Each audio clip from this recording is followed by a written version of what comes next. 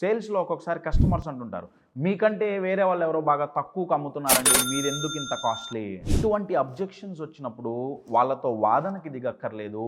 వాళ్ళని కన్విన్స్ చేయటానికి మీరు ప్రయత్నించక్కర్లేదండి. అది చేసే బదులు ఈ 2 ప్రశ్నలు అడగండి. ఫస్ట్ ప్రశ్న ఏంటంటే, మీరు చెప్పిన వాళ్ళు మేము గనక సేమ్ ప్రొడక్ట్ సేమ్ ప్రైస్‌కి అమ్మితే మీరు ఎవరి దగ్గర నుంచి కొనటానికి ఇష్టపడతారు? వాళ్ళు గనక మీ దగ్గరే కొనటానికి ఇష్టపడతామన్నారనుకోండి, మమ్మల్నే ఎందుకు సెలెక్ట్ చేసుకోవాలనుకుంటున్నారు? అప్పుడు ఏమవుతుందంటే అన్‌కాన్షియస్‌గా మీ ప్రొడక్ట్ గురించి, మీ కంపెనీ గురించి, మీ బ్రాండ్ గురించి వాళ్ళు పాజిటివ్ క్వాలిటీస్ ఆలోచించటం మొదలుపెడతారండి. దానివల్ల ఏమవుతుందంటే, మీ ప్రొడక్ట్ కొనాలి అని చెప్పి మీరు కన్విన్స్ చేయటం కాదు, వాళ్ళని వాళ్ళే తెలియకుండా కన్విన్స్ చేసుకోగలుగుతారు. మై డియర్ ఫ్రెండ్స్, ప్రతి అబ్జెక్షన్‌కి ఎక్స్‌ప్లనేషన్ ఇవ్వాల్సిన అవసరం లేదు. Ask intelligent questions. Your sales will increase.